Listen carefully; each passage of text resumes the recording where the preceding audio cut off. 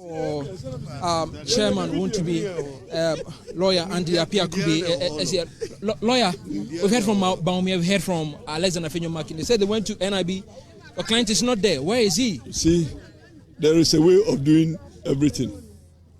If you use the way to do it, you will do it as expected. So you don't start throwing stones when you want to enter the house. This is, what is the time? This is 8 o'clock. But we've gotten public officers still stay here and wait for us. It depends on how you conduct the business. So we have been seen by the public officers. We've done what is dutifully our job to do. We've done this. We encountered some difficulty which will be sorted out on Monday. Then we will have a fresh slate to operate. We will work towards the desired results. I beg you, all of you, I will stay out of the politics and the theater, and I'll do the work within the law. I thank you very much for your support. Just one question. Do you know the whereabouts of your client? Oh, yes. Why not? Where is he? We had brought him to meet with Vice President, but the situation we saw was difficult to arrange this meeting, to pass through the crowd to get Vice President, see him and talk to him. So we had to take him back, and I told you that his condition of health requires attention.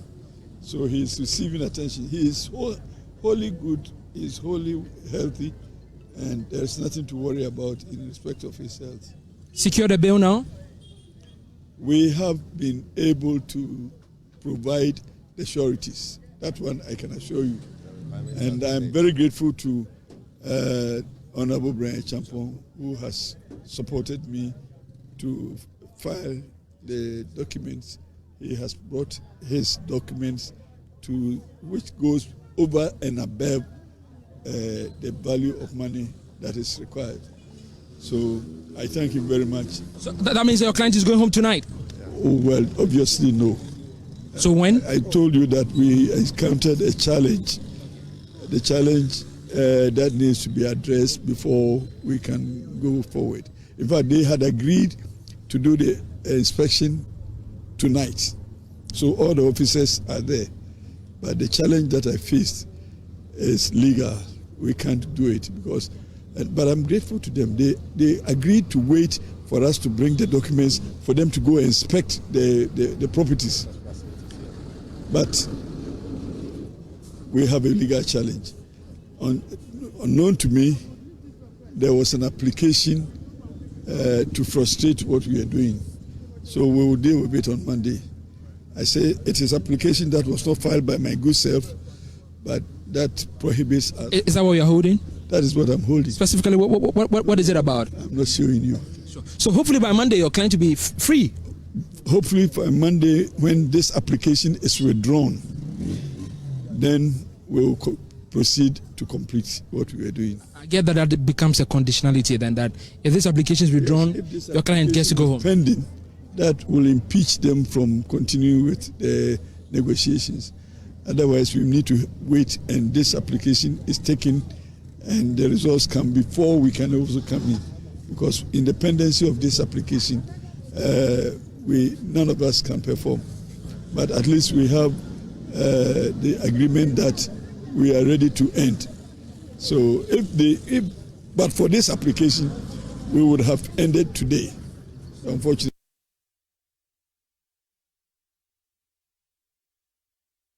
And Apia Kubi has been lawyer for Chairman Wontumi Bernard Ntwi-Buesiako, the NPP's chairman for the Ashanti region.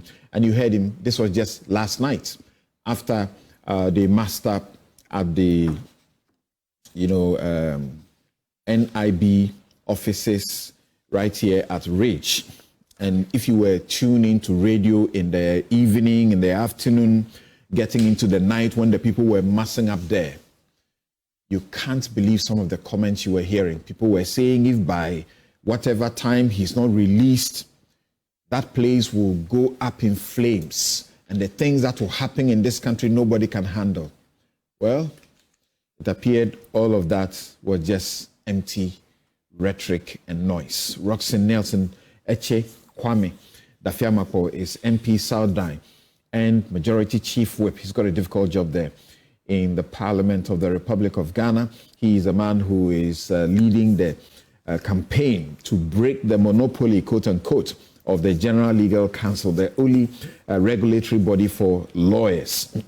And also those who are saying that we will need to bring in rules to regulate the impeachment of Article 146 office holders, Article 146 liable holders. Hassan Tampili is MP Gushaung and Deputy Ranking Member, Constitutional and Legal Affairs Committee of Parliament. Dr. James Kwabena Bonfe Jr. is CEO of the Census, and he's a lecturer at the UPSA. He was in court 2 weeks ago, also seeking to put an injunction on the impeachment process, and he lost. Osman Al-Hassan is private legal practitioner, and Dr. Kojo Pumpuni Asante is Director, Public Engagement and Partnerships at the Center for Democratic Development, CDD, Ghana. Gentlemen, thank you very much for making time to join us. Good morning. Great. For having me. Right, so Hassan Tampili, I should begin with you because you were those who have been mounting this crusade against the detention of Chairman Wontumi, and it's appearing that you have a divided house, and now he's in custody because of your own making, according to his lawyer. Thank you very much, Samson. Good morning to you, and then good morning to your viewers and listeners. I think that Chairman Wontumi's case is one of the classic examples of the saying that the more things change, the more they remain the same. This is not a situation that is entirely new to us, especially since 1992, when we recommenced the journey of our democratic experience. And in recent times, you recognize that some of these instances of high-handedness by the security services have continued to play out, especially so when we are supposed to be in a reset zone. So we thought that things would be done differently, different and with more finesse than the way that we used to do them. And so these are all the consequences of, actions and inactions of the former regime of Nana Addo Dankwa Akufo-Addo. And so we were expecting to see something much more different, much more in tune with the tenets of the law. So when a citizen is invited and then he says that, oh, I'm not too well, so I would visit you on Monday. He shows up on Monday for interrogation. Then he is granted police inquiry bail by the CID to come back the next day. He dutifully returned the next day. And just as he was leaving the facility, he was picked up in a Rambo style. Some of these movies that we watch, you see how they pick people up. So sometimes you are not even too sure who is picking you up to start with. And that alone can give somebody a heart attack. Because you are picking me up from where? Why are you coming? Why are you taking me? Out of nowhere. It's not as if you invited me and then I turned down the invitation. And so you take the man since the 27th of May. Today is 31st. And we still don't have word yet as to when exactly he's going to be released and what exactly the charges are. That's continued to remain a mirage. So when Tamale, in Miang constituency for the funeral of the late Miang Lana, when arrangements were made for the former vice president to visit him whilst in custody. And so on arrival, we were given 4:30. Straight from the airport, we went to the facility where we were told by the authorities, this is the place to meet the man. And we have made every arrangement for you to come and meet him. And somehow the information leaked. So by the time that we got to the place, people had already masked up. And that is not any fault of ours. It's a security agency, and so you can protect your area and so on and so forth. Then when we got in, for, almost 2 hours, the man was nowhere to be found. And the officers that the former vice president met were the ones who were now explaining that actually Chairman Wontumi was not the business of the NIB, and that he is just being given to them for protective custody because of their facility, the infirmary. And that at some point he wasn't feeling too well, so he was being held in their facility. And the arrangement was for them to bring him.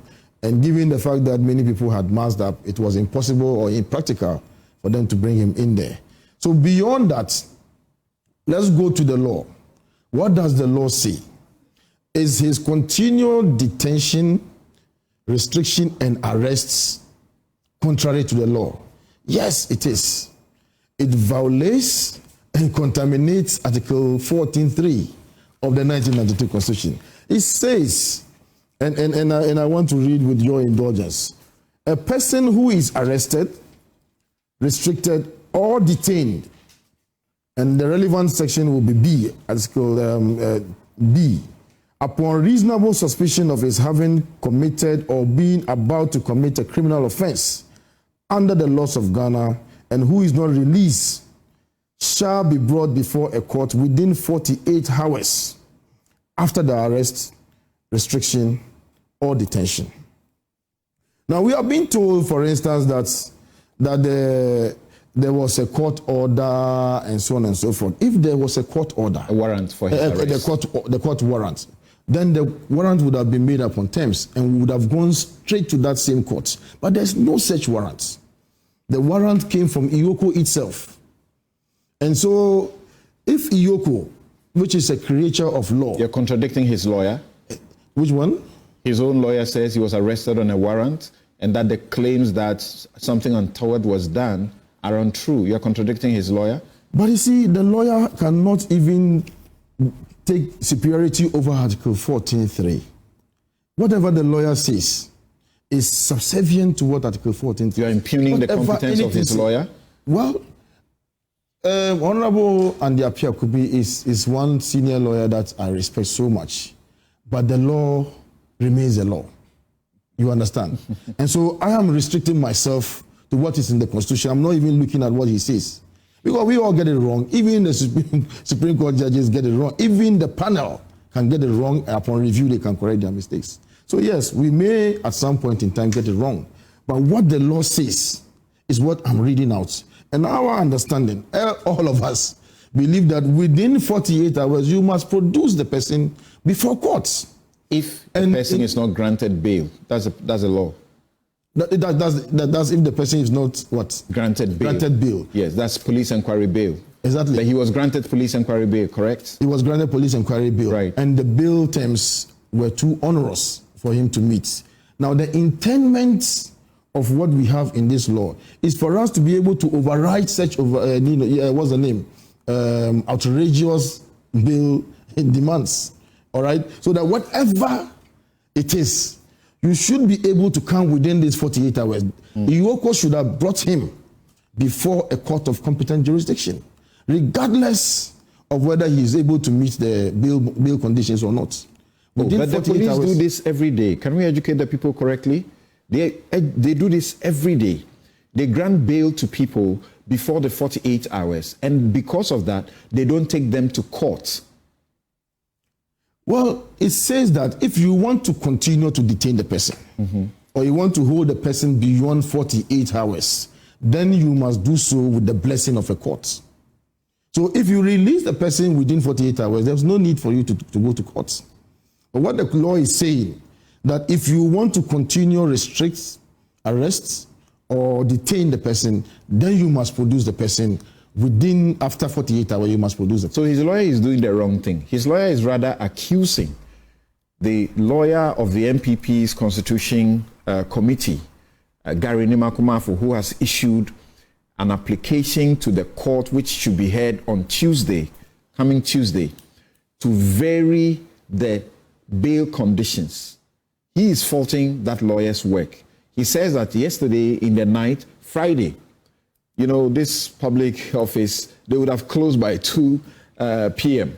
But they stayed up till 8 and they were still ready to inspect the, as it were, the documentation of Brian Achampong. That's right. But the only hurdle they had encountered was that an application had been filed to vary the bail. And that he says has frustrated his ability to get his client out of Iyoko detention. Something. The Iyoko cannot rely on this application and say that the bail process has been frustrated. They can still go ahead because the 48 hours has elapsed. You understand? Iyoko should be able to release him even without any court intervention. Because that's what the law says. You don't have to even wait. So with all respect to Honorable Andy Appiah-Kubi, I'm not too sure, which area he's coming from. But we are political beings, so some of these things you can throw in some political jabs here and there. But what I am reading out to you right now, and what I believe all of us have, is the law. And we must restrict this discussion, I believe, to the law and not whatever any other lawyer, regardless. First, you said that they had invited him. That's correct. That invitation was an invitation by the CID. That's correct. The CID is doing an investigation separate and different from what the Iyoko is doing, correct? That is supposed to be the case. Thank you. What the CID is doing, he attended to the CID together with Godfrey Dame-Yeboah and came out to tell us what he was being investigated for. Right. For mining, is it with our license, entering into forest, reserve, and so on and so forth, which he says he categorically showed them that he's not guilty. That's correct. Now, Iyoko has a warrant, and they arrest him on that warrant. You say the constitution was breached. Can you explain that? Well, Samson, is there any ambiguity in this provision? Doesn't matter who is even detaining, whether it's Iyoko, SP, CID, NIB, National Security. It says that if you use the power of the state to arrest somebody. No, you said the arrest itself was in Rambo style and was against the terms of the Constitution. That's what I'm referring to. No. I'm just describing the way and manner that he was picked up. I'm not talking about the arrest. I'm talking about the continued detention beyond the constitutional limit of 48 hours. Okay. Yes. So let me go around and come back. Roxanne. Yes. Yes, your government is being accused, and we have heard the NPP say in very clear terms that this is clear political persecution of Wontumi, and it will take only John Mahama. Some even say John Mahama and Ibrahim Mahama to get him out. Mahama family. Your colleague, MP and minority leader, made a statement on the floor of the House calling for his release. Why are you doing all this? Thank you very much. Good morning once more to my co-panelists and, of course, my people in Southern. It's an unfortunate observation. Let me give you some background to Wontumi's present predicament.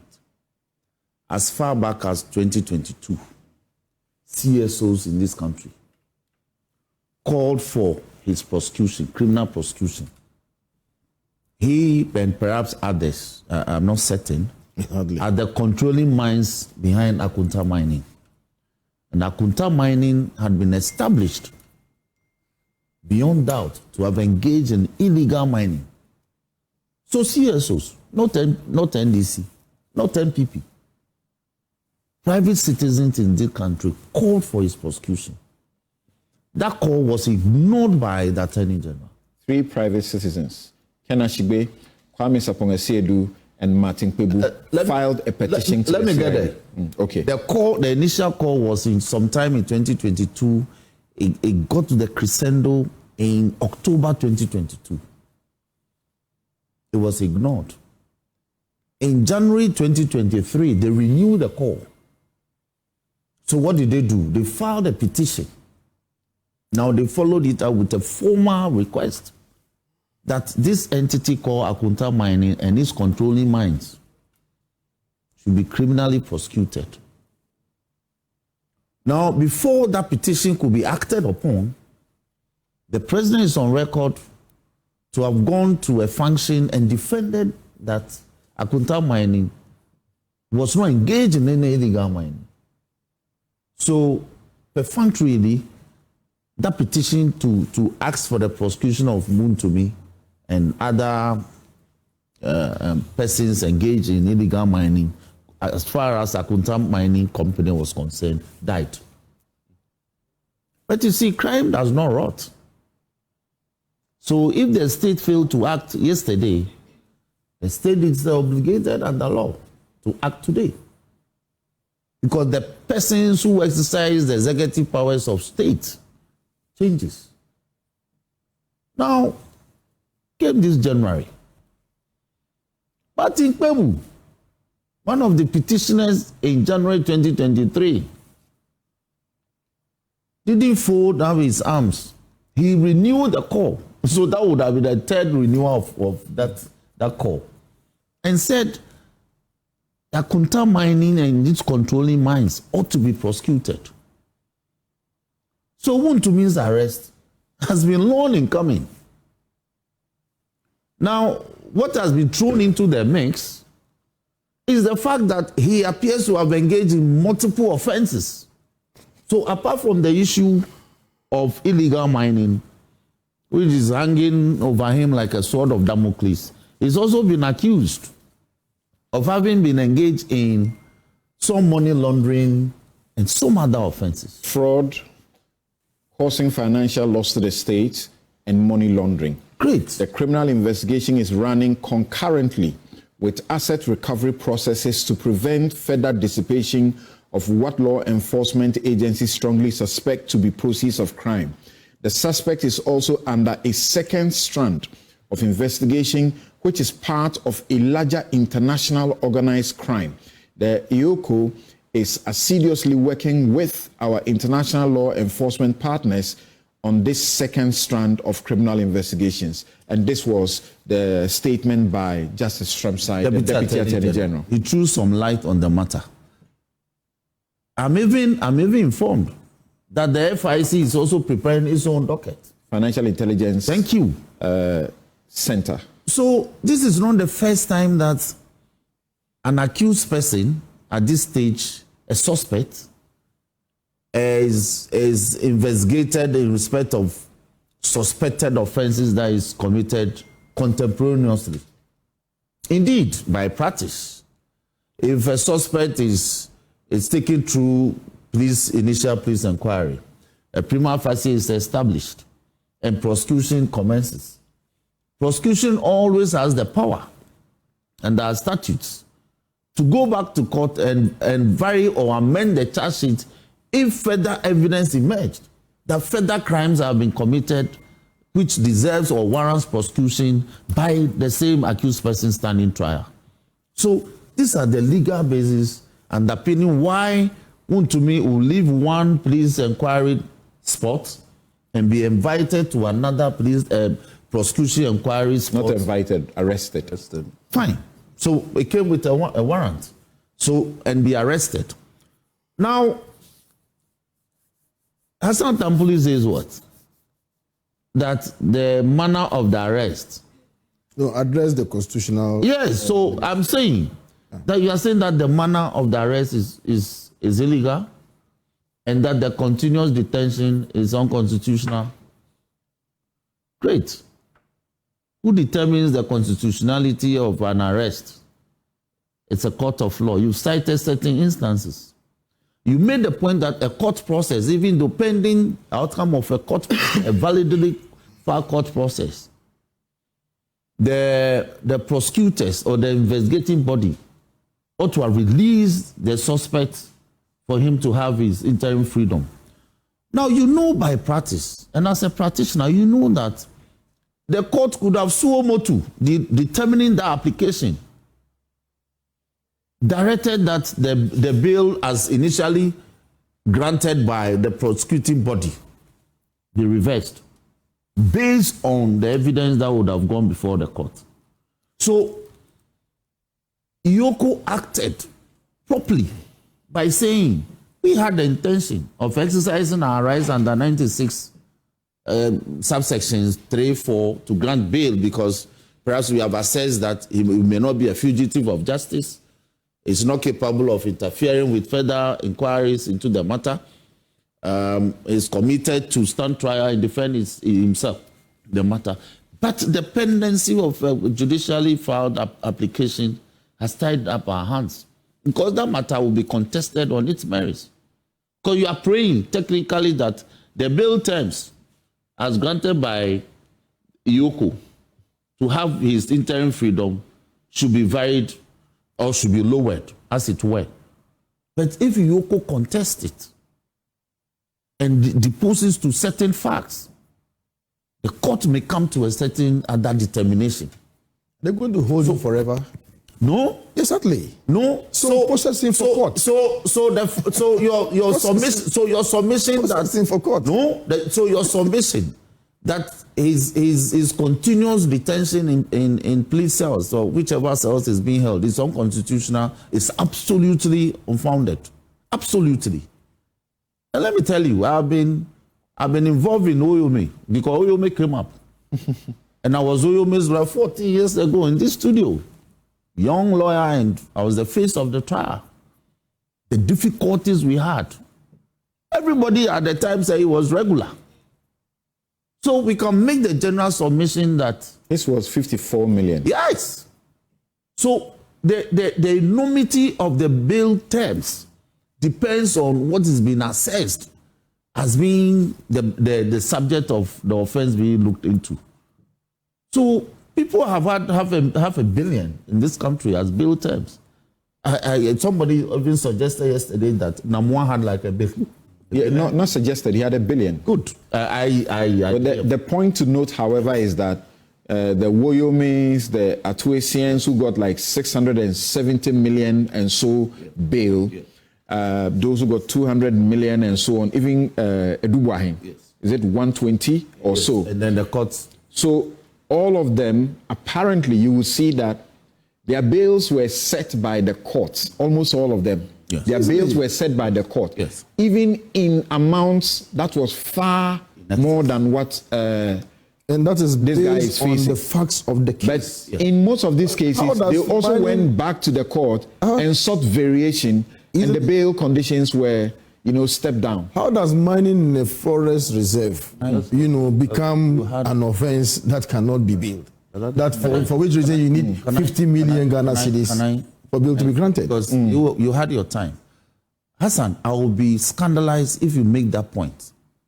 Because you see, in granting bail, as we all know, is granted in phases. At this stage, we speak of prosecution inquiry bail or police inquiry bail as is on the books, because now we have other prosecuting agencies, so prosecuting inquiry bail. They have similar powers. That is why when you are dissatisfied, then you bring in the judicial angles that let the court determine. Even when the court grants it and you are still dissatisfied, you can go back for evaluation. That's lowering of the conditions. But the fundamental basis upon which it is granted is the same. Would you be a fugitive of justice if the police grants you interim bail? If you are, they will not. If you are capable of committing further crimes, they will not allow you to go, even though they are still looking into the matter. Are you capable of interfering with further police inquiry into the matter? If you demonstrate that, they will not grant you a police inquiry. So, police inquiry bail. Or any bail at all. Or any bail at all. But the substantive question... The substantive question... Chairman Wontumi is known. He's all over the place. It's available. Where is he running to? Why do you set the bail at 50 million? Why don't you put it as a figure that shows that you are more willing to grant him bail? That discretion lies with the prosecuting body. I am not. So it's the discretion that is being questioned now. Yeah, but the discretion... Because the discretion must be exercised fairly, yes, not capriciously. I think that is being exercised fairly. Do you know the amounts involved? As far back as 2023, Public Accounts Committee, which I served on proudly, interrogated findings by the Auditor General against Chairman Wontumi for a cocoa road contract that he got, 50 million. He was paid as much as 45 million. He never touched the road. So we called for his prosecution. It was never done. It was never done. That has not even come up yet. Because I know that matter. It was part of the people Chairman Veji wrote to the Attorney General at the time. A long list of took in excess of 40 million. Yes. And didn't do I am not the one speaking. work. I am not the one speaking. It's the Auditor General. Oh, really? Yes. They went to verify the road and what has been done technically, the grading that was done was not worth more than $1 million. Okay, so there was some grading done. Yes, but they assessed that it's as if nothing was done. The money was taken and nothing. Are these part of the charges? No, I am telling you that. No, but what you are saying, suggests to me I am telling you that the bill, because you are questioning the enormity of the bill sum, that property must be brought, assessed to meet same, and you are saying it's unfair. It's an abuse of discretion. There are other angles we can feed. So if you can catch a breather here. Yeah, thank you very much. Thank you. So, can I call you Kabila? You are at liberty to. Popularly. Dr. Bonfe, yes. Observing things from perhaps a non-legal lens. People like Nyaho Tamaklo and others have been very blunt in criticizing the minority as acting reckless and not showing good leadership. That, your party chairman is arrested and all you know how to do is mobilize your people to Iyoko, trying to spend the night there, and the next day you are there, you are blocking the road, sitting, on the street, getting into parliament and asking parliament to vary a bail condition when you know parliament has no business with varying a bail condition. What you should have done is what has now been done. Unfortunately, it is done at a time that is allegedly said to frustrate the release. We'll deal with that, whether that's actually sincere. Well, Samson, let me begin by correcting an impression. It is census that is in court, the Center for Citizenship, Constitutional and Electoral. Which you are the CEO. Yes, and so I'm an interested party. Okay. I'm not the one. Okay. Okay. And the pendency of the case was what necessitated the filing of an interlocutory injunction to halt the committee whilst the case was being tried. But the Supreme Court, in their wisdom, in a majority decision of 4-1, said that the case can run whilst the committee is doing its work. The application was meritless. We'll get to that one. Yes. The second subject. So the subject of going to court is still pending. It hasn't been dismissed. That's right. Yeah. So that's what I need to clear. You see, sitting where I am sitting and watching, I think that what is happening in the country calls for sober reflection and a relook at the fact whether or not we are building a country or we are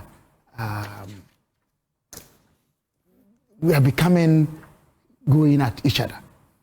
Because Chairman Wontumi is arrested. No, I said the issue. We must re-examine our democracy, whether it's working or not.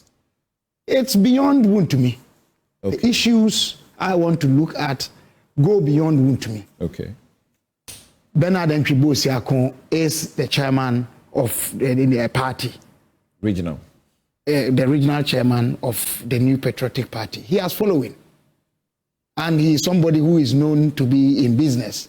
So he's not an ordinary person who will have no following. But I'm looking at beyond the issues that have been mentioned. At the core of them is citizenship and citizens' rights.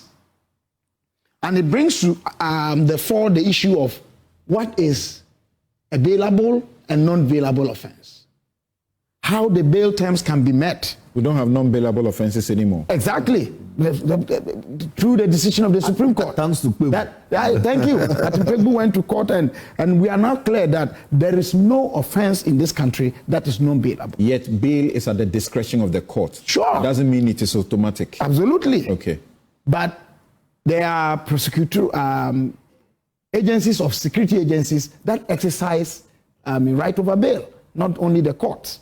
The court come in when an individual appears before them or when an individual is not subjecting him or herself for the activities of the court. And when these terms have been set, what are the limits? And when they are met, what do we do?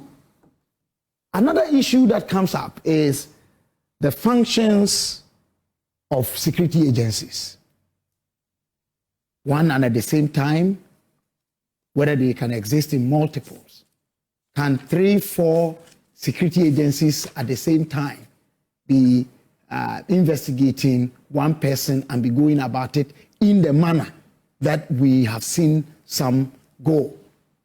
And at the heart of this for me is even the question of Yoko and an agency like OSP, which is a different subject matter we can interrogate, the constitutionality or otherwise of them. No one has gone to the Supreme Court, but I am of the view that if our security agencies are to work and work well, there's a need to streamline and be focused on what they do.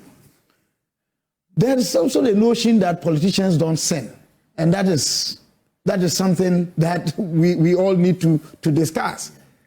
This issue has come up this way because it is Wontumi.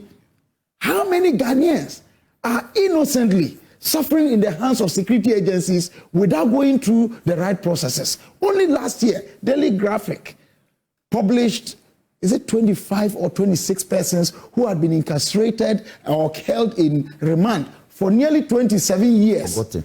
They had been forgotten. It took Justice for All program and some media persons to go in there. Something I'm sure you know about what I'm talking about.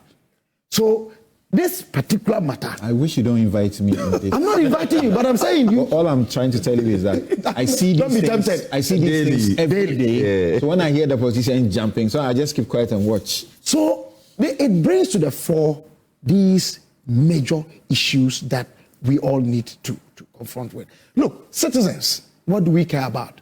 The essential issues about development. Are they the things that we have occupied ourselves with within this week? I beg to say no. I beg to say no. And we can talk and engage on the legalese. Whether it was done in the past that was unfit, it was wrong. It's been done today, it will be done tomorrow. Where are we going and when are we going to end these things? As a people, I think that it is high time we reflect on what ought to be done. Something, there's so much mistrust. And it appeared to manifest here. You are asking Hassan whether he's questioning what Andy Apiakubi is doing or not. The issue is that who among us in the public space, those in partisan and those of us outside partisan, those of us in civil society, those in the media, who is trusted when we speak? There's so much doubt, cynicism, despondency. Can we build a nation with these attributes? I beg no. So for me, we need to be, balancing issues against the future. And I don't think we are doing that. For how long can Wontumi be kept? Exactly. How long? Keep him. And the question fundamentally is this. Most cases, when these security agencies go about their noisy arrests, they end up dying noisily.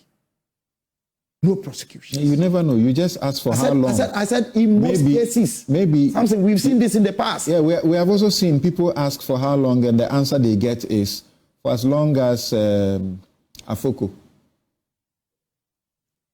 10 years. Gregory. 8 years in bail, even in jail, even though he was on bail. Right. and we all bemoan that. Those of us who bemoan that cannot be seen rationalizing or justifying an apparent or seeming recurrence. Where's the recurrence? No, but you have just cited Gregory. Yeah. So what would be the recurrence? I'm saying, what will even be the basis of any comparison? Where we use state security or state power to detain somebody beyond the right of being heard properly. Is that what is going on from where you sit? Has a man been brought before a court? You see, we have sounding as if Wontumi is already guilty because somebody has made an allegation. My brother has just made instances that, look, it's been long in coming. The man was reported. People petitioned. He never pronounced him guilty. Good. But the impression is that he ought to be dealt with the way he's being dealt with. Never. I said, that's the impression I got. If that is not the impression you are putting across, then it must be conveyed properly. And that's why I'm saying that it goes beyond Wontumi, the person. But you see, inherent in the suggestion you are making is that bail is automatic. I have not. And again, at least it is that he has been denied bail, but he has not. That's the point, isn't it? Samson, I began by saying that it brings to the fore the issue of how even the state security agencies function and work, the manner in which they arrest. For me, this is needless and avoidable. CID invited Wontumi. They are investigating him for wrongdoing or crimes purported to have been committed, right? He went with his lawyers. Could Yoko not have done that? And we are now told by the AG, Deputy AG, in justification for Wontumi being kept or a citizen being kept, that, look, there are high crimes that he is being investigated for. How long has Yoko been waiting? And it brings to the question, even who heads our security agencies, their backgrounds. Are they politically exposed persons? And in this book, is it an issue about getting equal? I mean, you know, all over. The handwritings are clear. It's about, vengeance. It's about vendetta, bitterness, vendetta. The handwriting is clear. It may not be said, or it may not be so. Let's be direct on the issues. Yes. So are you saying because he was not invited by Iyoko, yes, some wrong has been done? That's the question.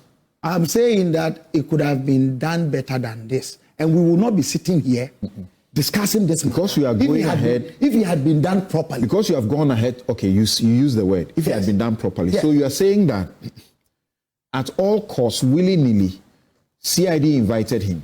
So if Iyoko also needs him, they should invite him and not arrest him. You see, and by arresting him instead of inviting him, they have done something wrong. I have read cases where the issue of arrest itself is not done anyhow. Arresting persons and bringing them before the law is not to be abused because it can be abused. And I mean, senior persons in the security outfit, like KB Kwanson, in this book, documents how persons in security agencies abused even the rightful application of law.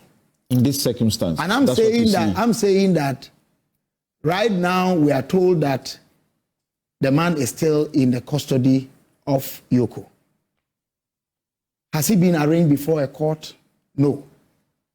Is it more than 48 hours? I believe so. Is it infringing on his rights? Yes, I think so. What remedies are there? He can seek them at the law courts. Could we have avoided that? Yes. But if he wins against the state, is the state going to suffer by paying? So your understanding is that your understanding is that, like Hassan posited. Yeah. There are those who argue that you can't talk 48 hours here because it doesn't apply. The 48 hours applies when you have not been granted bail. But before 48 hours, he is granted bail. His lawyer says, we have been in the process to meet the bail conditions. We are, in fact, happy with how things are going. He says the officers are supposed to close from work. They have stayed with them. He said this previously, and repeated it last night. So where you are seeing wrong and his lawyer is not seeing wrong, don't you see there's a bit of a problem there? Something with respect, just let me chip in this. We're not saying that he should be granted bail within 48 hours. What the law says, that after 48 hours, you must produce the person before court. That's what we are saying. That is what we are detaining. That's what the law says. It's been held. The law doesn't say after 48 bail hours has you must not been produce the mentioned. person. The law says Shall be brought before a court within 48 hours after the arrest, restriction, or detention. Let's not give a meaning. Read it in full. That would read it in full. A person who is arrested, Yes. restricted, or detained Yes. upon reasonable suspicion of his having committed or being about to commit a criminal offense under the laws of Ghana, and who is not released, Yes. Yes. shall be brought before a court within 48 hours. Is bail release? Within 48 hours after the arrest, restriction, and Question. detention. Is bail release? You're a lawyer. Is Grant of bail bail. release? But you see, the person is still in your custody. Answer my question. Is bail release? As a lawyer, the term bail doesn't imply release. You see, bail does not imply release. Really? Because you see something. The reason why we have this provision in the Constitution is because there could come a time where the person doing the restriction, withholding, and detention can set bail requirements so outrageous that you can't meet it. So you go to court and vary it, just like you are in court to do now. Exactly. So, but what I'm saying is that currently, as we speak, there is a violation and clear contamination of the. Okay, it was Bonfest. The Constitution has been contaminated. It was Bonfest time that you took. Yes. Hansen, Yes. I view what is happening as avoidable and needless. And if our security agencies are indeed sincere about fighting crime and getting to the roots of situations to rid our system of wrongdoing, there's a better way of going about it. Bottom line, whatever charges they prefer against him, it will take a court to convict him or otherwise, right? Now, if it is going to be the case that even ahead of trial, we are creating the impression that one is guilty and convicted of an offense that is yet to be tried, I find that unfair. And I'm saying that, who is creating that impression? Have we not said that the man's arrest was long overdue on this set? But is that to create an impression? No, have I suggested that he's guilty? Hold on. It was suggested in Parliament's Public Accounts Committee for him to be prosecuted for certain amounts, and that it wasn't done by the previous administration, and I mean supposedly is being done or is going to be done by this administration. Look, what I'm talking about. How does that amount to saying that he's guilty? What I'm saying. An academic. Don't say something. Hold on. Is he the only person who was cited by the public? I'm saying we shouldn't create. That's why I said there was a long list of referrals. Have they arrested any of them? Ask the security agencies, ask the prosecutors. We have, but this one is the regional chairman. Don't take Dr. Bonfest's time. Yes. When I say we don't create an impression, I'm mindful of my language. Creating an impression doesn't mean you are actually saying so. And these are perceptions. We are interpretive beings. We listen and we make our own informed judgments of what you are saying. When you say you use somebody's past life or past character to judge or justify a current situation, what are you doing? It's creating an impression, and I'm saying that we must avoid that. Look, I sat here and I made the point that some have made it look as though once you're a politician, you don't sin. It's come in this matter. I said so. And Wontumi cannot come under that because he's a politician, he shouldn't be investigated by the police. I said so here. What's wrong with saying that? What's wrong with repeating the fact that in 2022, or when was it, the state itself found that his company was doing a criminal act. The state found so. So let me tell you what's wrong with that. Let me tell you. And then it was expected that he would be arrested. Let me tell you what's wrong with saying that. What is wrong with saying that is that you obfuscate the present situation at hand. You create an impression that, look, this person is not to be tried only on the charge that is preferred against him now because of previous ABCD. Bring back his past to kind of rationalize. The past you are talking about. And I'm saying that it's part of the investigations by the CID. So let them go through the process. And the CID is doing that. They invited him, he went, he responded to them, they gave him self-cognizance bail or whatever it was, and he left. Is that correct? That's right. And he's going to be tried on that, isn't it? That's right. Has he been convicted of that? No. Good. So I'm saying you have read something from the Facebook wall of Justice I. Is that what Yoko actually is investigating him for?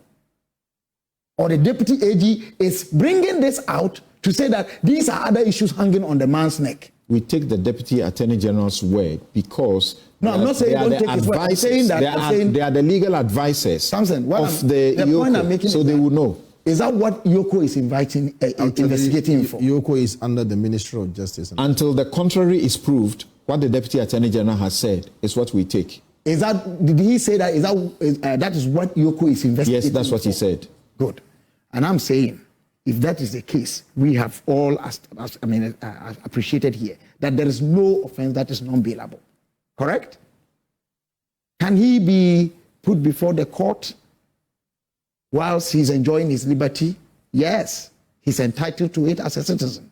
And I'm telling you that I'm more worried about this because this is happening to somebody who has a following, who comes from a certain background, who has a certain financial strength. How much or how less the ordinary person who hasn't got that status? That's my concern. That a citizen's right at law cannot be varied because of what status they have. And I'm worried about how the security agencies are operating in this matter. And I'm bringing back the question that can our security agencies, 4 or 5 of them, problematic as they are, even in their creation, go about let me chasing a person at the same time, whether for the same offense or varied offenses? Okay, thank you. Dr. Kojo Kumfuni-Asante, let's hear you on this. Now, I don't like it when it sounds like we are sort of pigeonholing you to discuss the matters they have already discussed. I have my own. Yes, but when, for the purposes of the public, do you, from the facts that you know so far, the facts we know are that CID is investigating him. Iyoko too is investigating him. Is there anything wrong with that? CID decides to invite him. Iyoko decides to arrest him with a warrant, which his lawyer confirms. I've said this how many times now.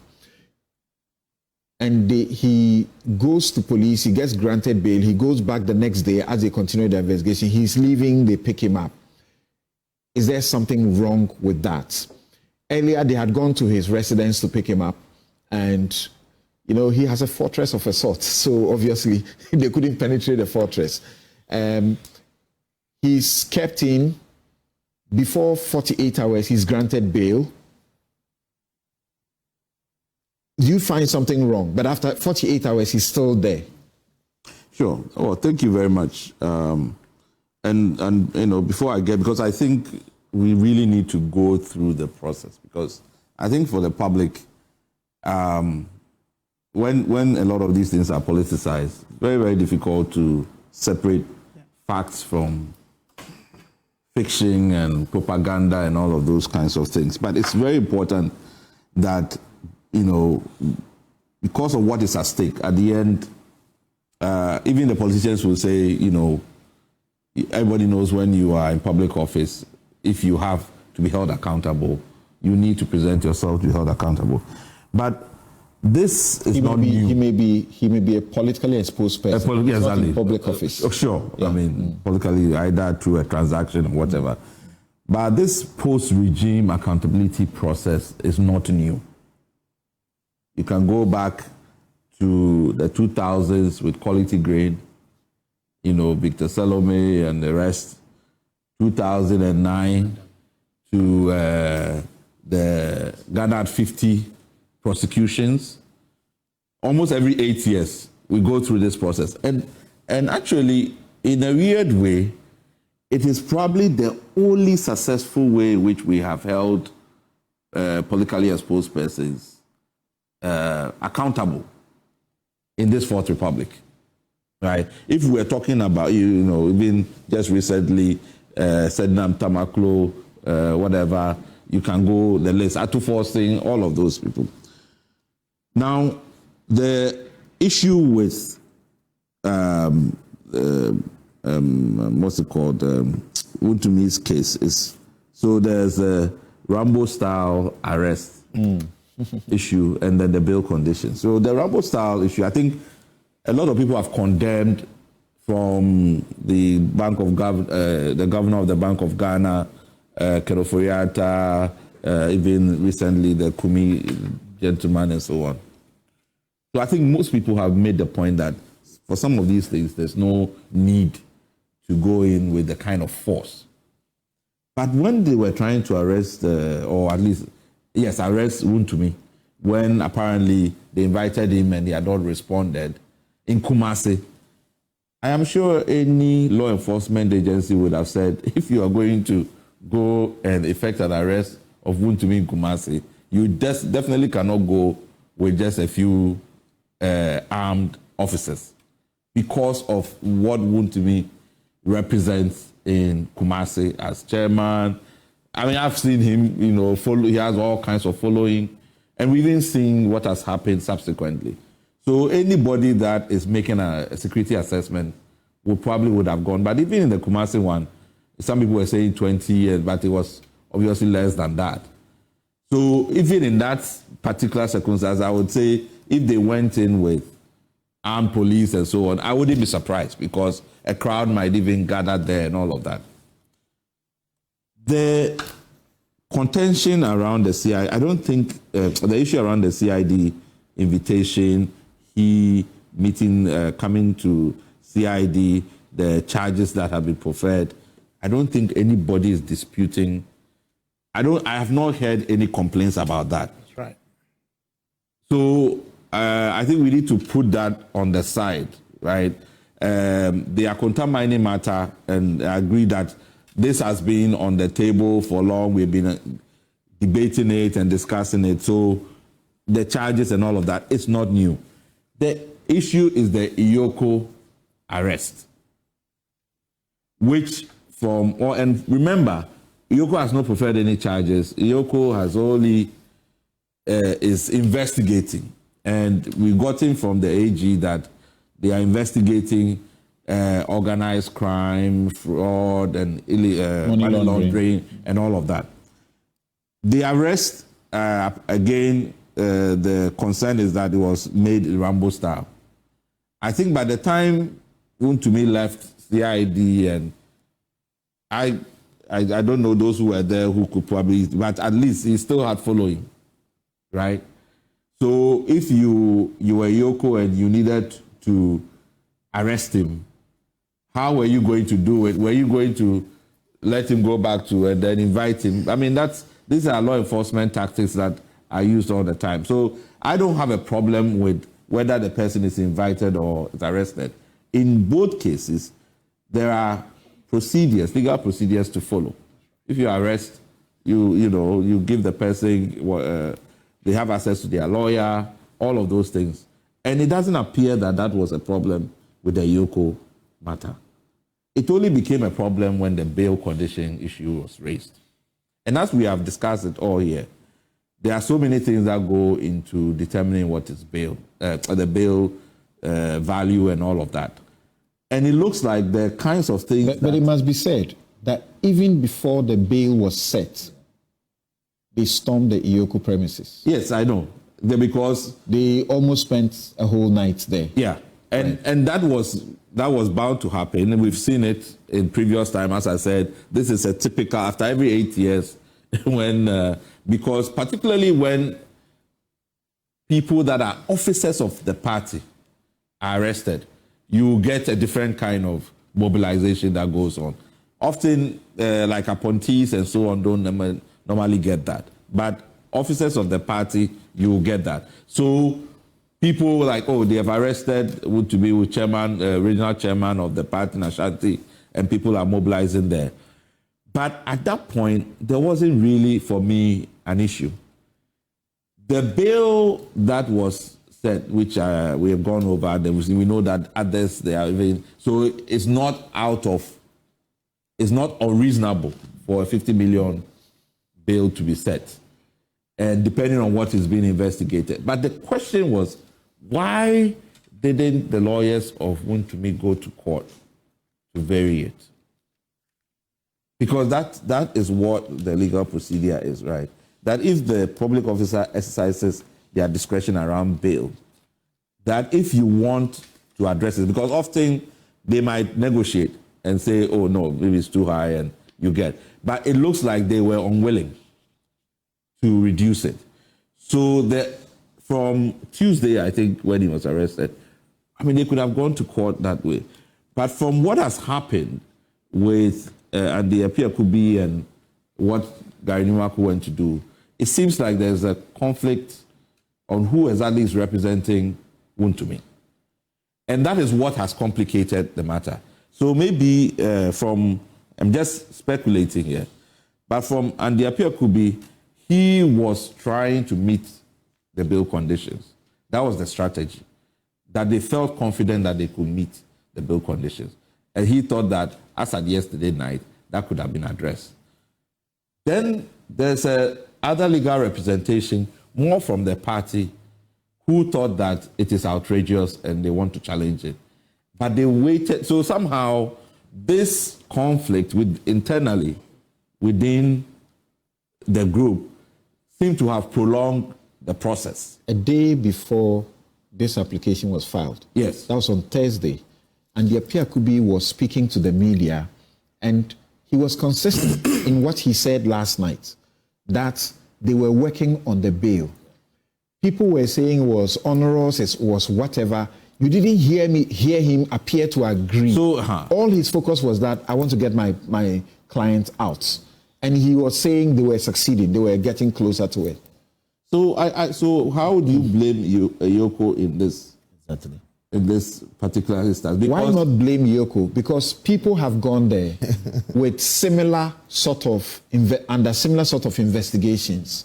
Well, some of us have been there privately, yes, doing our business with people the money's in front of them is far, far more. Way more. And some of them may walk on self-recognizance. Do you feel that they felt a little insulted that they went to arrest him, they couldn't get him? After they arrested him, the party people stormed the place and were issuing all sorts of threats. Yeah. Do you feel all of these must have informed? No, so what I'm saying is that why blame Yoko is that even if Yoko is unreasonable, that's the whole reason why you go to court to ask for the bail condition to be reviewed. And there are so many lawyers that went there that know what needs to be done. So the choice of strategy that somehow an external person is going to order Yoko to reduce, whether from parliament or from, as they say, the president, how does that address the problem, both for Mr. Wontumi himself, but even the adherence to the rule of law? I don't see what the objective is, right? So at that point, I am confused as to what exactly was, and I don't want to say because the party issue is a separate one. There are political capital issues, there are mobilization issues that we have to consider. But it looks like his lawyer was going to try and meet the surety, but somehow they weren't in communication. So let's deal with this right now. Do you sincerely think? Hold on. Do you sincerely think? No, we are not leaving this subject yet. Of course, we have other guest on, one more person on the Zoom. Do you sincerely think that Yoko can't, continue with the process or could not have continued to finish the process last night because of the application that you are seeing on your screens now, filed by Gary Nimaku for variation of the conditions. Do you think that, like Hassan Tampuli suggested earlier, could Yoko not have gone ahead and say, yes, we have been served with this, but we can go ahead and do whatever we want to do? I think they could have. I think they could have and gone and said, well, because what was served on them is not an injunction, right? That, oh, stop, you cannot move on this process. Exactly. It could have said, well, we would complete, when we go to court, we would just say this, and if the court feels that it still be reviewed, it can still be reviewed. It's basically a documentation process, right? So I'm not sure, and I'm sure when we come back to some of the Chief Justice ones, this whole issue about when you file a court process, people injunct themselves, you know. So this very point you made, look, this very point you made, do you now appreciate part of what Hassan Tampuli was saying, which I asked him a question, that was he suggesting or impugning the competence of the lawyer? If you heard the lawyer live on television say that by virtue of the filing of the application to vary the bail terms, it is frustrated his ability to continue. Yes. From where you sit, also as a lawyer and as a governance person. No, but I don't. Do you think that if Hassan Tampuli was impugning the competence of the lawyer, he was wrong? Oh, I mean, that's for impugning the competence that's for. But I don't think. I think there's an interpretation. I mean, particularly among practitioners, it's something I don't believe in. That as soon as you file a process, it means that and if the process, even a process for injunction, it means that you injunct yourself first before the court actually determines whether or not there should be. Those have to do with injunctions. This is not an injunction. But what I'm saying. So that can you be straightforward with me here? People treat any kind of court process as an order to stop whatever you are doing, and I think that in this case, both the lawyer and Yoko also agreed that they couldn't do anything until they deal with this process. But as you're saying, I believe that they could have gone ahead. If Yoko had told the lawyer that, should the lawyer be agreeing with them and repeating that to the public? Oh, but how can Shouldn't the lawyer rather be telling the public that Yoko is doing this wrong by using this application to continue to detain my client? When this application is not an injunction, they can actually go ahead, process it, grant him bail, and then the application will still be heard. Whether it is varied or it is not varied, it doesn't change anything. Yes, absolutely. We are not instructed by Mr. Chukwuesiako to act on his behalf. It's Mr. Pierre Kubi who is the person. And he's making these decisions based on his years of experience as a lawyer. So he's taking that action. We are here saying, oh, if we were in his position, we would have done differently. Okay. But it doesn't necessarily make his right or wrong. Okay. So, Hassan, I understand you. Just hold on. I'll return to you. But we have your friend Osman Ala Hassan on the line. Osman, can you start on this particular note with me? We'll return to the politics issue that's been raised, including that the NPP presidential hopefuls appear to be using Wontumi's, bail situation to try and get some leverage. Earlier, you heard that one of the candidates was arranging to do it, and then later you heard that Dr. Bawumia was going to succeed to get him out. So he actually walked in there, to try and see if he will use his clout to get him out. Of course, by this morning, within the party, the celebration would have been that's the results man. He got us a result. And then, before we know it, we are now being told that another hopeful who says he's considering, he set up a committee to advise him whether he should contest or not. He is the one that the lawyer is saying that should be praised.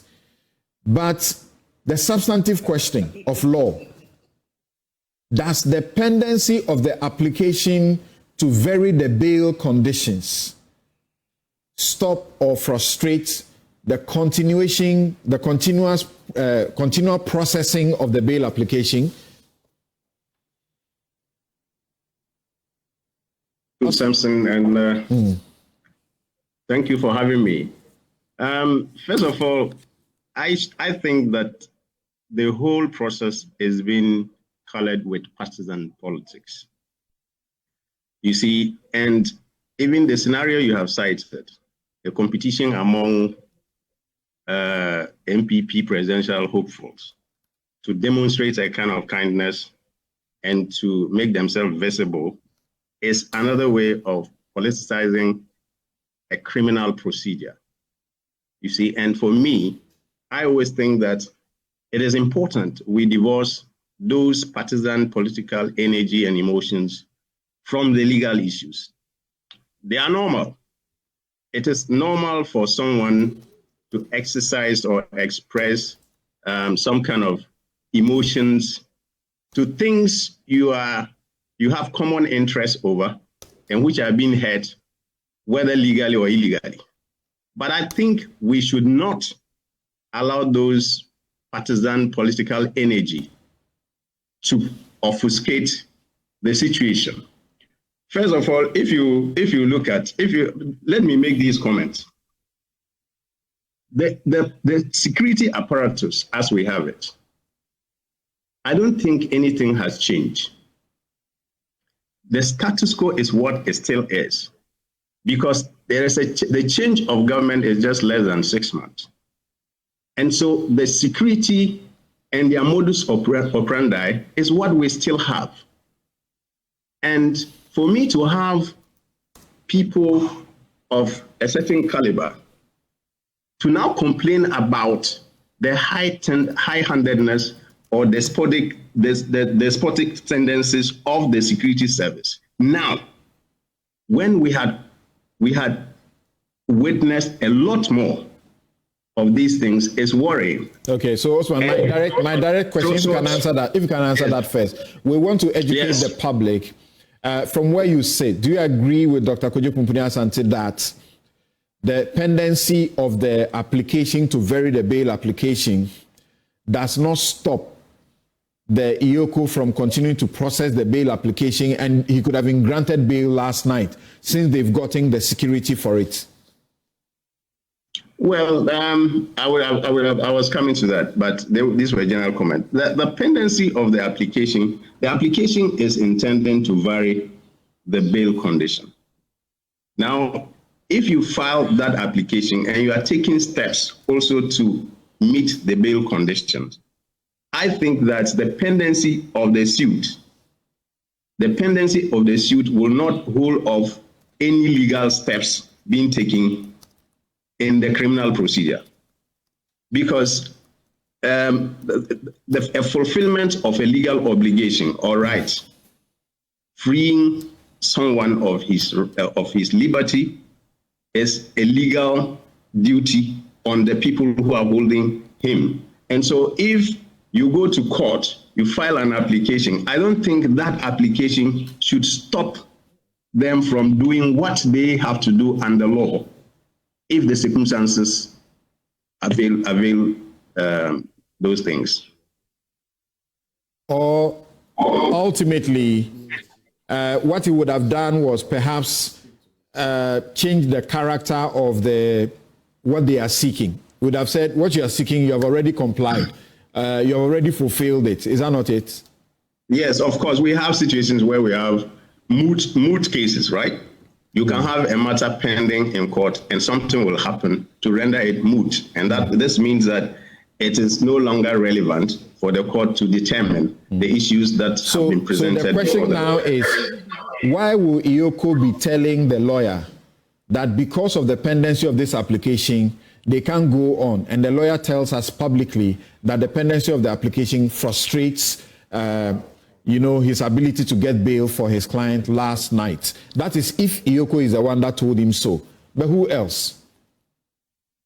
Well, we are all speculating. But if IOCO says, because you have filed an application before the court, we are no longer taking steps, the point is the bail granted? Or because of the application, they have withdrawn the bail, the police inquiry bail? Now, if the police inquiry bail is not withdrawn, but it stands granted, then you cannot stop the accused person from taking steps to meet the bail conditions to release himself. So for me, the filing of the application, though I think some other applications, remedies are available that could have been used. The pendency of the application, in my opinion, does not stop the pleas. It does not stop the accused person from taking steps to meet the bail, the conditions of the bail that has been granted him. Right. So they can actually be treating the bail process today and tomorrow without waiting until Tuesday, when perhaps this application will be withdrawn or will be heard, because you don't even know if the court will say 50,000 is too much, because as we have shown, the court in recent times have given bail conditions of 200,000, 200 million, 670 plus million, and so on and so forth, right? Yes.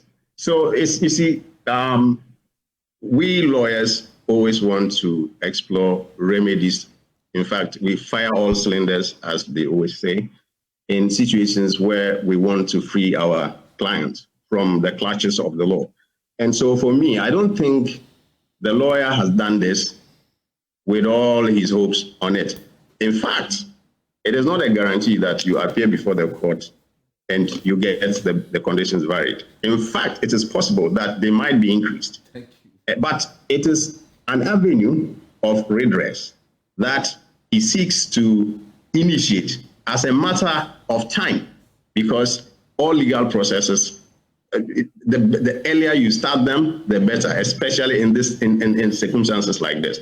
Is it not an urgent situation, and I'm getting into that, what some people may say is a faulty position or preposition. Is it not an urgent situation? Why urgent because it's Wontumi or what? That's the question people will be asking. Where in the Martin Kpebu line of cases, the court has held that weekends and holidays should not apply when it has to do with the liberty of a person. So a bail can be treated either it is weekend or holiday. So shouldn't they, even if they want to use the court process and they want it as quickly as possible, we understand that he's not exactly well, shouldn't they be pursuing it now rather than wait until Tuesday? Well, that's why I think we are speculating. Is there any evidence to the effect that IOCO or the national security personnel are holding off on this legal process because it is a weekend? I don't think we have that. The point is, what we know is that the accused person is trying to meet the bail conditions. Whether they have had the required terms, they have had the people, the sureties, and all the things required to meet the condition is what we don't know. No, we know for now from the perspective of the lawyer.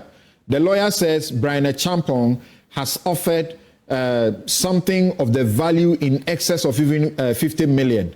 But the only stumbling block, as at 8 p.m. last night, was that Gary Nimako had filed an application to vary the bail terms.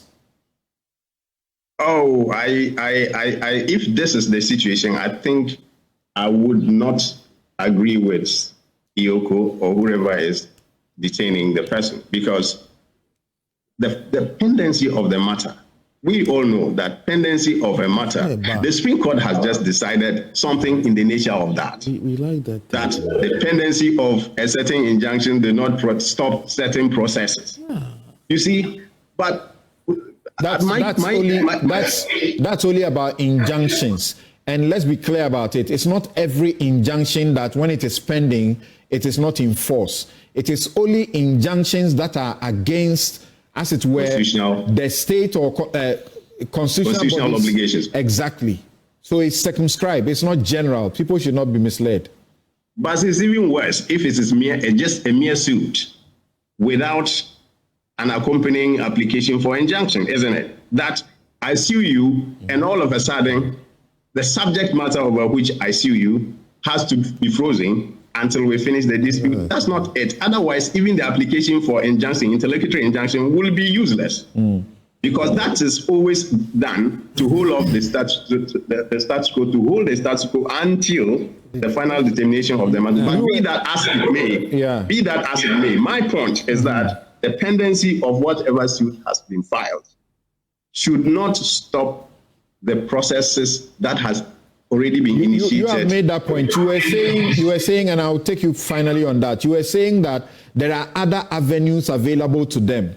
They are interested in his liberty. Can you share with us what these other avenues are so they can get him out of detention? Apart from applying for variation of the conditions of the bail, I hear arguments to the effect that the detention of the man even now is illegal, it's unconstitutional. Okay? If it is unconstitutional, I have my personal opinion about it, because the dispute is over whether he's released or not after being granted bail and waiting for the terms of the conditions of the bail to be granted. And these things are not determined by public debate among lawyers. They are determined by the court. And the courts help us to know the position of the law. So these things should have gone to court. But one of the, if you believe that the detention is unlawful, I think habeas corpus application is also available.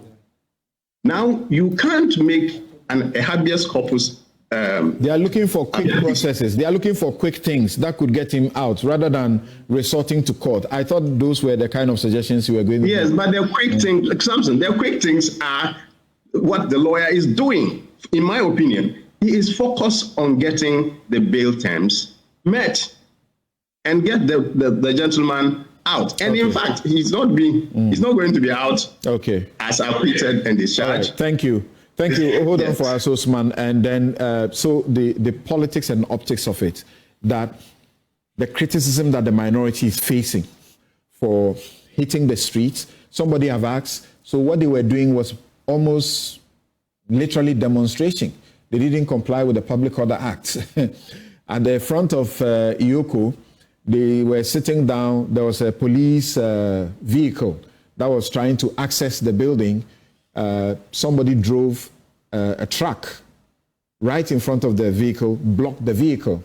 And then yesterday too, we saw the manifestations that occurred in front of the NIB's offices.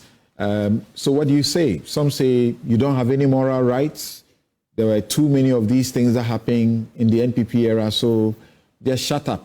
Yes, Hassan. And we'll be very brief about it. Go around and take a break and come to the impeachment proceedings. Thank you, Samson.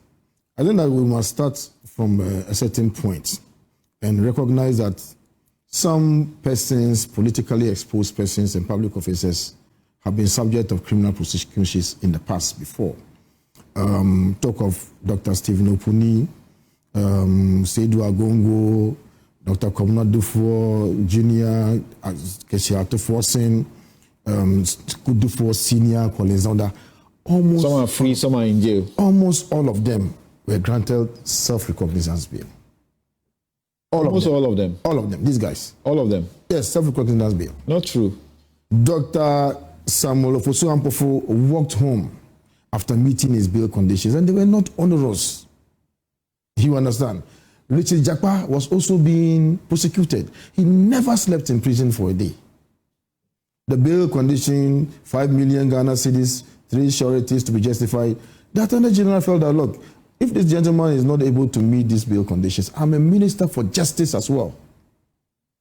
But the justice of the matter is that I'm going to prosecute this guy anyway. So let's release him.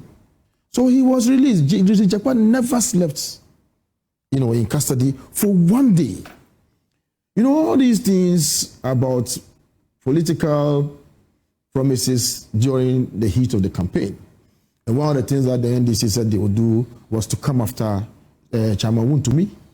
And so I believe everything that has been said about Chairman Wontumi has been done by several others. Mining in Forest Reserve currently is ongoing, including even people who are chairmen, of the NDC in various constituencies. Erastus has published these things severally. Mining in forest reserves, mining without, license and so on and so forth. And so there's no offense that Chairman Wontumi is being accused of that many hundreds of people are not equally accused of the same thing. So why, are you treating Chairman Wontumi as if he's a fugitive running away from jail? This is a person who went to the police on his own. So if Uoko wanted him, they should just call him and he will come. And then he will go and come back the next day and any time. So, for instance, we are being told that issues of financial loss to the state are at stake, money laundering, human trafficking, prohibited cyber activity, tax fraud, other serious offenses which are to call, in aid, Interpol, and so on and so forth. So these are matters that you can easily bring to court. So why are we going through all these, razzmatazz? The minority was outraged, not because he had been held after 48 hours, but because of the fact that the man had, on his own volition, presented himself to the CID, and then went the next day, only for him to... So the impression was being created as if this guy has gone to hide somewhere and we found him. And in a Rambo Jumbo style, we'll pick him up and then go and throw him into the cooler. Somebody said there are better movies than Rambo today. That is it. So that is wrong. Everything about this case creates a serious impression of a political vendetta. Okay. And I think that is wrong. Chairman Wontumi can be released today by the Iyoko without even this matter being considered. Some people say you are creating a very bad impression, as in the NPP, because there are times when you have to admit certain things, you don't even admit them. So that this Adenta Kumi situation, you ask your people to go there, your general secretary asks people to go there. Someone is being arrested somewhere, you call the people, all of us, let's go here. And all of the... Are you suggesting that you know the intricacies of the things that these people have done and that you know that they are not guilty, or that you say for them, they should be treated with a different law. They should only be invited and not be arrested. And when the people are even being arrested, you can't even admit that they may have done something wrong, but, and so on. All you are doing is outright. Everything is wrong. Everything is vendetta. No, but see something. Decision-making is a function of information. You don't have information about why the person is being picked up. And there are procedures, again, even if the person has committed any offenses, there are processes that you have to take the person through. So we are fighting not just the acts, but we are equally fighting the process. So the process is as good as, the substantive action itself. Okay. And then let's come to this issue of, Gary and, and then Andia Piakubi. I didn't want to talk much about it, but the truth of the matter is that we were working based on timelines. On Tuesday, after he had left in the afternoon, he was picked up. So naturally, 48 hours would lapse in the afternoon on Thursday. All right? So we're trying to get all these, bail conditions met before that time. So on Friday, Gary was instructed by Chairman Wontumi's wife and his aide, not the party. Gary is the director of legal for the party, but he was not instructed by the general secretary or the chairman or the national council, by Chairman Wontumi's wife. Thanks for that information. And so he got in touch with Honorable Andia Piakubi and was asking for updates. Where are we? We haven't been able to get all the necessary. So Gary was proposing that let's file processes, let's file an habeas corpus applications, or let's file another motion for variation of the bill conditions. Then Andy said, and according to Gary, Andy said he was in the process of doing so. Up to about 2:35, when the process was filed, I think Andy hadn't done so. So clearly, Chairman Wontumi's wife was agitated.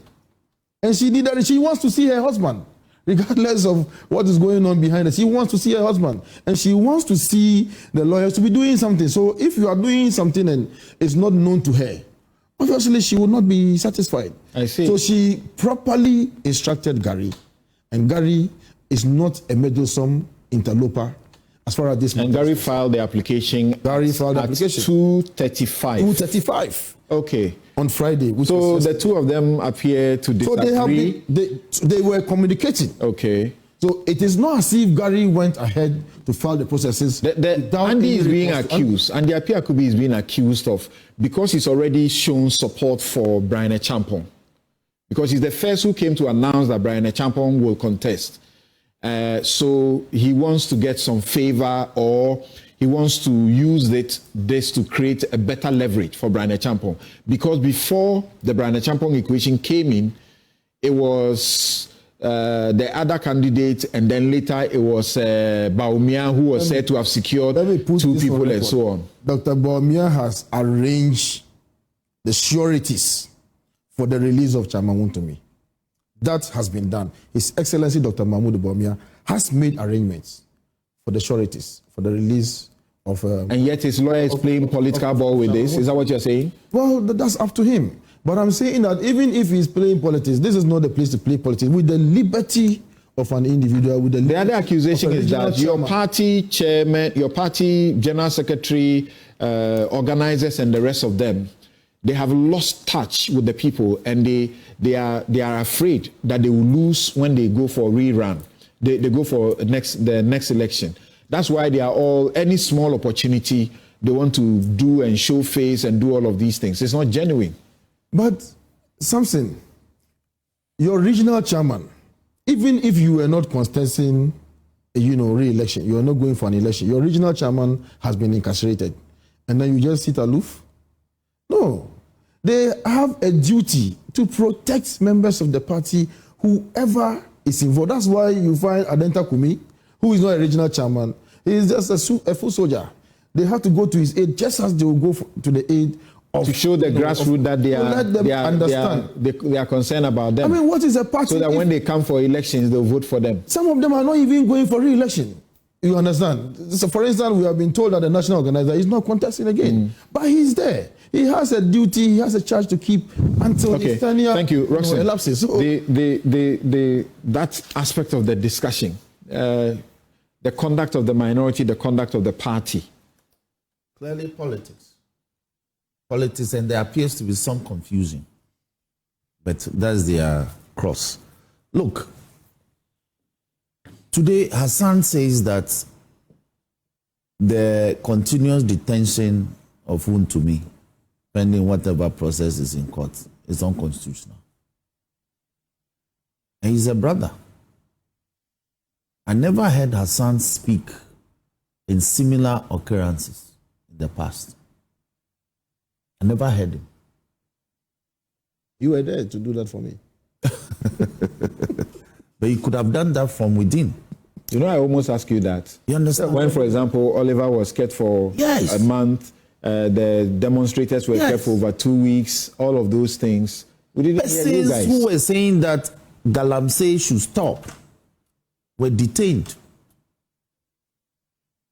beyond 48 hours. Nobody was saying that they had engaged in an offense involving money laundering. No. In fact, he couldn't place any sum on what they were doing. It was a mere infraction. But they were detained. They were treated like they had committed treason. So, like Dr. Asante said, this is the modus operandi of the apparatus of state. So we can say that going forward, it must change. But as for the politics, men who are served in NDC government under Jerry Rawlings 1, Jerry Rawlings 2, they were hounded from their homes when power changed. Some even in churches and prosecuted. Under Nana Akufo-Addo, it happened. My own colleagues, Kofi Adams, even in his absence, his home was stormed. John Jinapo, his home was stormed with men bearing guns as if they were going to Iraqi war. Dr. Kwamna Donko. We are seeing that today. Their homes were stormed. You never said that those were unconstitutional acts. You never said that even as MPs, they were not invited. They were hounded out. Dr. Ayini, the Attorney General today, He has to remain at home and make calls because his home had been surrounded.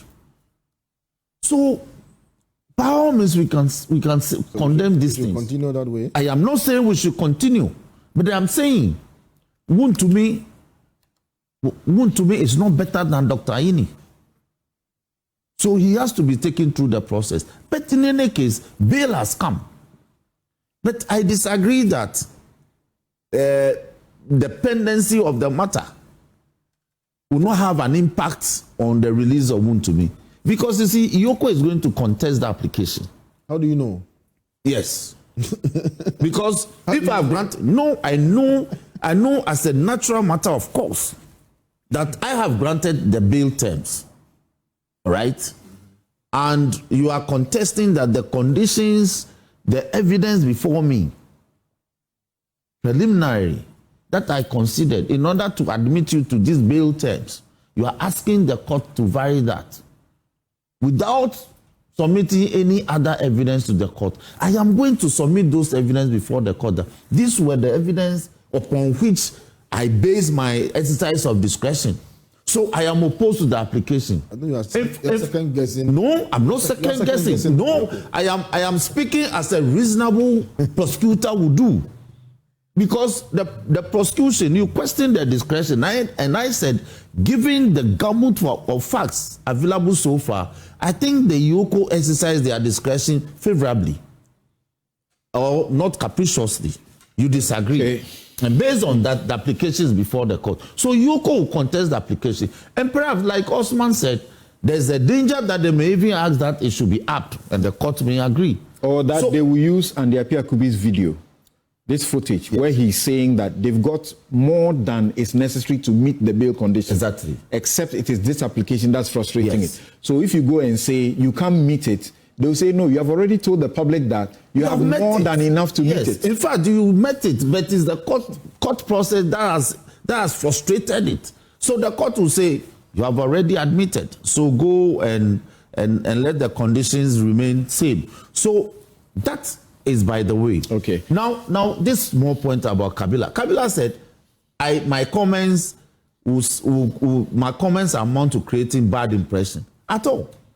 Because Kabila, me as Oyome, part of the Oyome legal team, 2015, you told the NDC that we were not capable of recovering the Oyome money, even though we were still in court. That it will take the Nana Akufo-Addo's government to recover the money. What impression were you creating?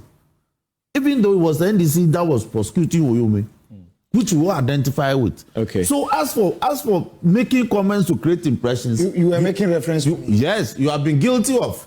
Because you are just telling me that me saying that Wontumi's arrest has been long in coming because the demands have been made in the past years. No, and you are saying that I said that the NDC.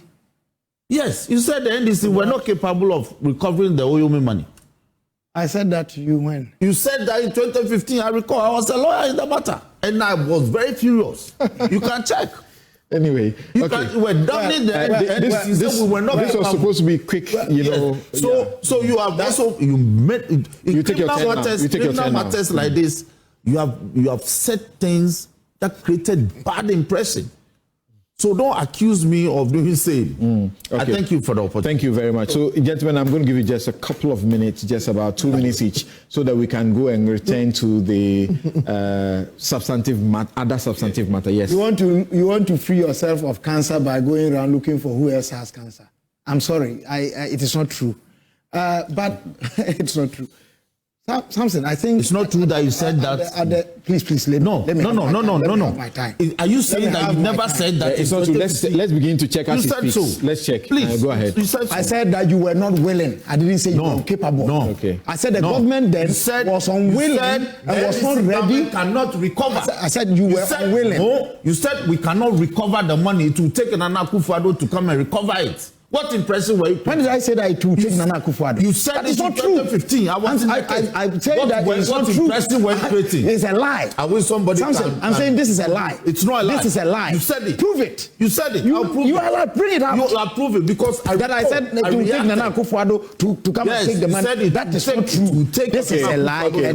Thank you. Samson. Yes. I am surprised that it is the wife that instructed Gary. And I'm not too sure how that will stand in terms of locus. In this particular matter, when He has locus. well, Yeah. I'm just raising the issue. In such instances, a person's child, spouse, parents, they have locus to stand in. Okay. But James is telling you that instruction from the wife or whoever cannot override instructions that From the man himself, that he got directly from the victim or the suspect, because he was speaking to his client. Go ahead. Yeah, but the important point I still want to make is this, that all that we are experiencing or talking about is something that we could have avoided. What is the whole business and essence of national security?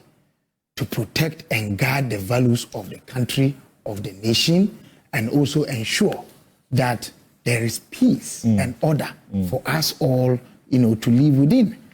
And I maintain that what Yoko is doing, it could have done it with the ultimate aim of getting somebody who is being investigated for wrongdoing to go through the process of law. We must never forget that in this country, we have had persons incarcerated or people kept in security custody who died without going through trial. And it's a dent on this nation's history. David Ankwa is one of them. And I say that, but for he dying without trial in jail, perhaps some of the things that I've said about him would not have been said. Can we avoid that kind of situation? The third point about the politics of it is, for me, maybe what may be internal to the NPP. I don't think that it is right that when somebody is in trouble, that is when you want to profit from. I don't think that is right. That's what they are doing. They are seeking to profit. I said, I don't think that would be right. If you are politicizing to gain political favor, then you want to profit. Is that what and I don't think that would be right. So at the end of the day, the most important thing is how to get the man out. And that is where I want to conclude that Yoko cannot continue to keep him under the guise of investigating when whatever charge it is, it doesn't constitute anything that is beyond bail. I think their continued detention of Wontumi is wrong, is bad for good governance practice, it is bad for their own security arrangements, it is going to dent their own investigations in the long run, where people will think that it's political. Okay.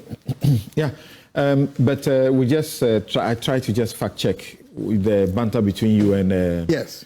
So in 2015, you said that Wontumi cash will be retrieved, but not under NDC. That's what you said. Did I even mention Akufo-Addo? Yeah. You mentioned Akufo-Addo. No, You said please, not mention under Akufo-Addo. NDC. Please. That's what he said. Akufo-Addo. He said, I was a lawyer in the something. Did I deny the fact that I quoted in this publication? Let me read what he said. Withdraw. This is shameful. My view. What you did was Hold on. What you did was shameful. Can I quote? What you did was shameful. Can I quote him? He says, "My view and my belief." Yes. And conviction, yes, due to what I saw about some big wigs in government, yes, is that Wontumi money will be retrieved, but not under NDC regime. Thank you. But something quickly, let me say that he forgotten that I went to court with persons who were then acting in the authority of the state under the NDC. All right, thank you. Thank you. Doc, if you have forgotten in that, a minute or two, what do you say about the politics of it? People, those who have also asked these questions, are they legitimate that the manifestations we have seen are demonstrations without recourse to the Public Order Act and so on? Yeah, and that the minority and the NPP is behaving irresponsibly. Do you share that? Well, in some and just in recent past, people went to jail for that. Right? Yeah. So, I mean, some of these things. So, first of all, people went to jail for what? Yes. For lawful demonstration. Or lawful assembly. Assembly, right? Yeah. So, I mean, on the account, first of all, this Ghanaians really are interested in accountability. They want public officers, people who work with the state, who transact with the state. If there's any challenge, they want them held accountable. That is a yearning. We just disseminated recently our town hall meetings. It's one of the issues that Ghanaians care about, because people feel that we are not equal before the law. When it comes to politically exposed persons, certain persons, they always are treated differently, and they never get held accountable. So I think we have to have that in mind in terms of when I think of the Wontumi, I'm asking myself, in all this conversation we are having, how much of the Wontumi money did we retrieve? Because at the end, that's the most important. And truly a part of it was retrieved not under the NDC, but under DAMI. So, and then secondly, a fact. For me, government have to remember that, as Dr. Bonfe was saying, at the end, all these things have to be brought before a court of competent jurisdiction. You will be subjected to street proof. And we know that a lot of prosecutions happen.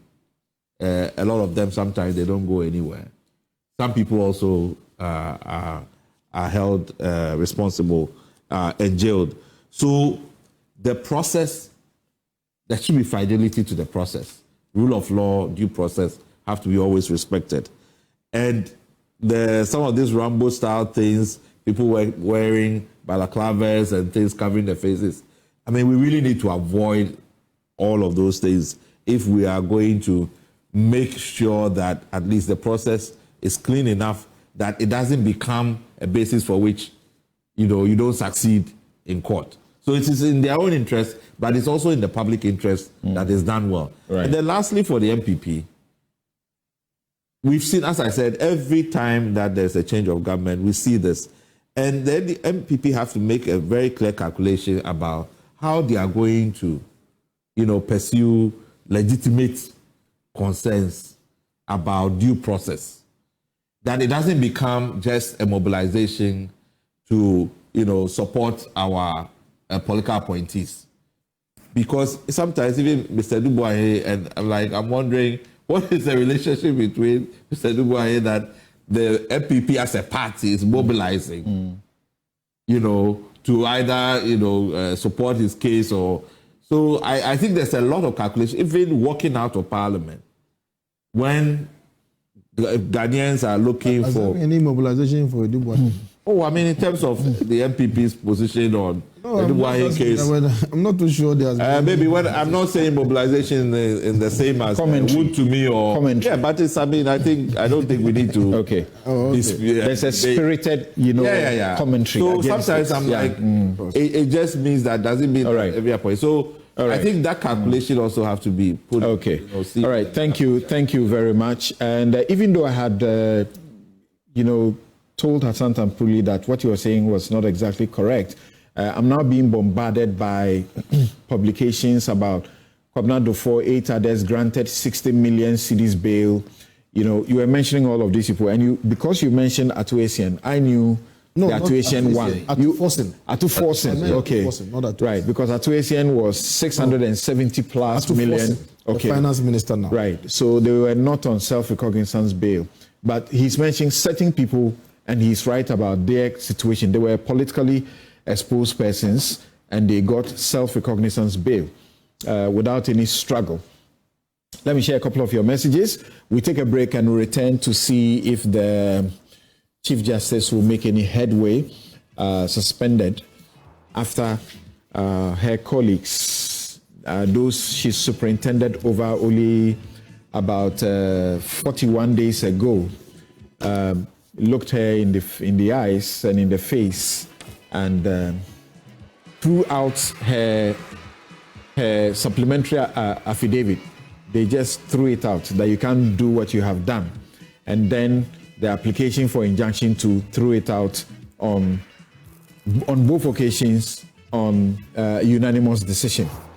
K. Amofa says, how can the wife of Wontumi authorize a lawyer to file an application on behalf of Wontumi? Really, So that's a question you are asking. Abdullah Pegla Issa says that there are no offenses in Ghana now that are non-bailable.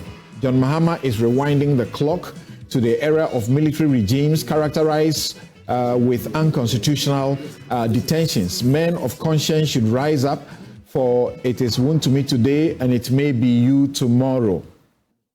And we try to give you that education. No offense is non-bailable, but bail is not automatic. It is at the discretion of the court. But the law says it should never be used as a punishment. Ngoliba writes, I don't understand why some of the panelists on Newsfile are making this Wontumi arrest more about Galamsey than about the offenses listed by the Deputy Attorney General. Proverbial Twitter says, so was the name of Madam Wontumi on the suit indicating she mandated Gary? Why Gary go poor Gary as sand into someone's bail beans? Can a lawyer represent someone without his or her knowledge? If you are put into custody, your family and relations can see a lawyer, they will represent you. Akilu Fantiakwa Begro says that this NDC government is being lenient with Chairman Wontumi. President Mahama is truly a statesman. The young musician says, I think honestly, the NDC is not being strategic. The economy is performing well and they could have capitalized on it, but see how they have allowed the arrest of Chairman Wontumi to foil the whole good news we should have around the economy. Real says today's topic should be titled The Hypocrisy of the Political Class. Yesterday, demonstrators were held in captivity without bail and all was well. Today, a politically exposed person is held to the same standard and all hell breaks loose. God bless our homeland, Ghana. Hashtag Newsfile. Pray for Ghana says the sober disposition of Wontumi's lawyer, Andiapia Kubi, going forward seems to be quite revealing. What has Iyoko and their foreign partners shown him that's made him grow so cold all of a sudden? Grasma One says honesty in the cacophony of noises, very refreshing. And Andiapia Kubi has exposed the minority in parliament and the NPP leadership big time.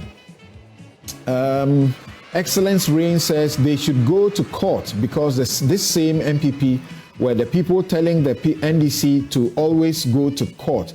But today, the same people are afraid of going to court. This is the law of karma. Okay, I think I can pause here with your messages. I've got messages from some senior lawyers coming in. I'll share a couple of them before we start the next segment. We'll be right back. This is Newsfile.